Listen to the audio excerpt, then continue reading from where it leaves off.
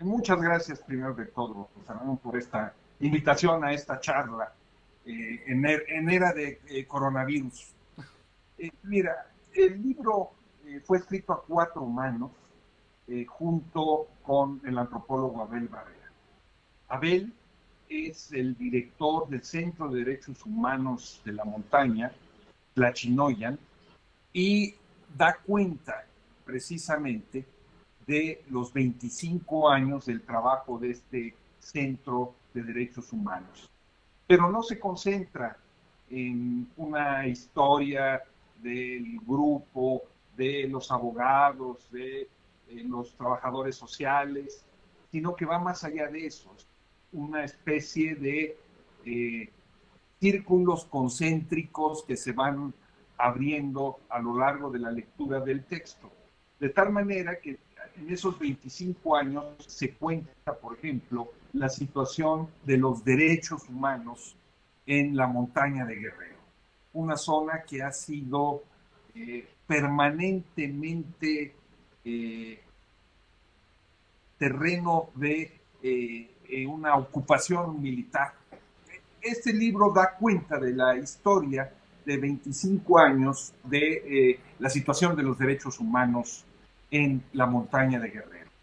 La región más pobre de la entidad, un estado ya de por sí pobre, que concentra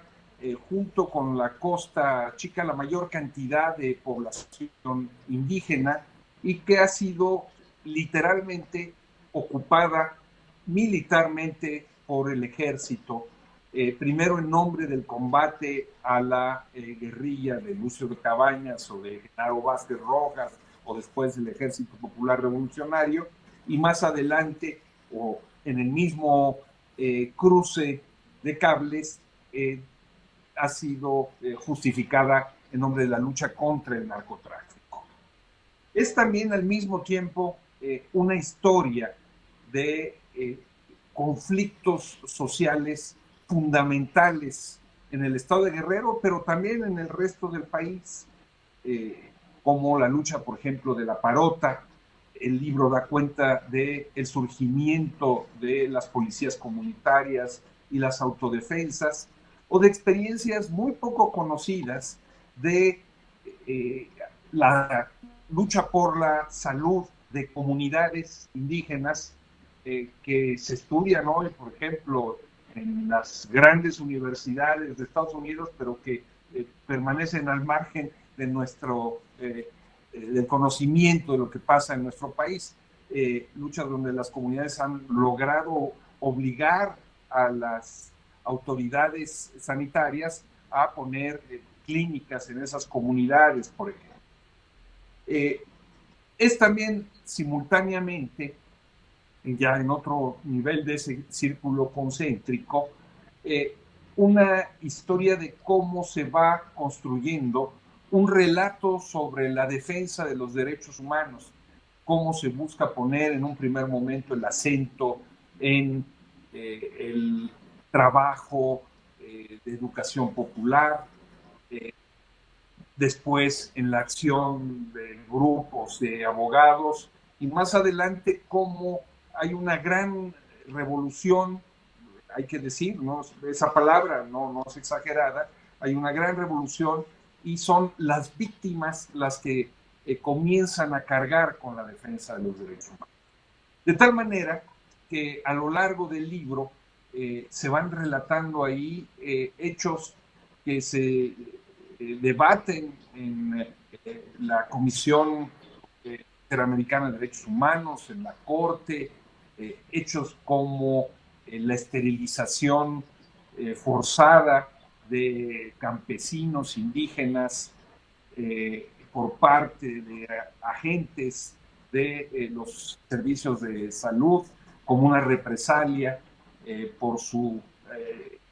por lo que ellos suponen es su cercanía con la insurgencia. Eh, Da cuenta también de las demandas que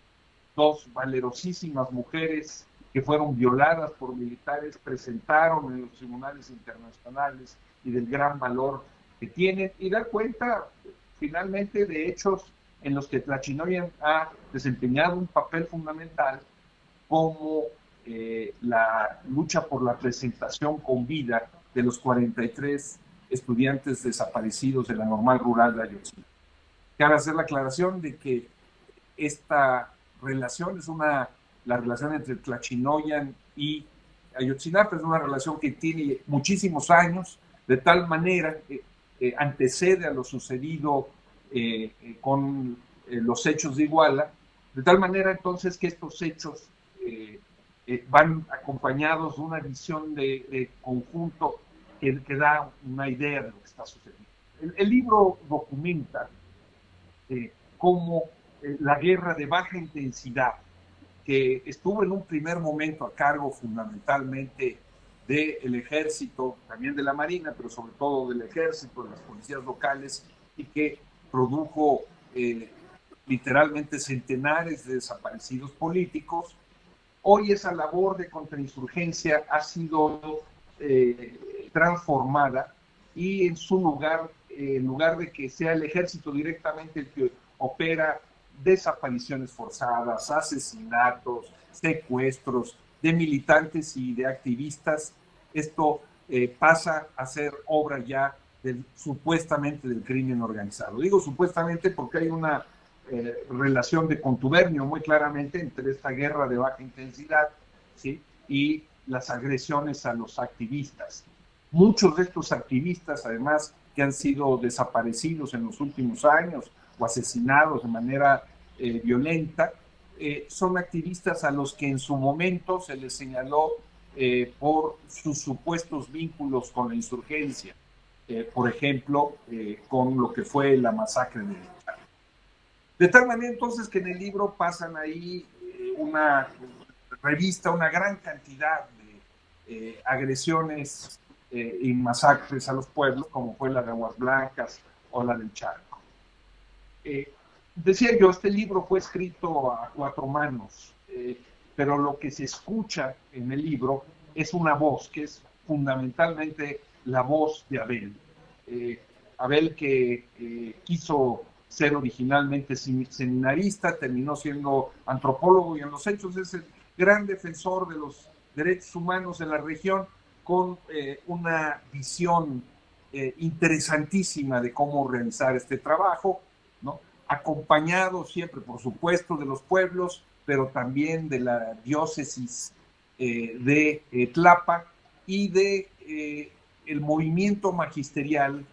que en la montaña de Guerrero ha sido fundamental desde épocas del profesor Otón Salazar. Tenemos entonces, creo que no exagero al decirlo, un testimonio único de un compromiso de militancia a favor de los derechos humanos, con una visión muy genuina, muy novedosa, muy fresca de lo que es esa defensa de los derechos humanos.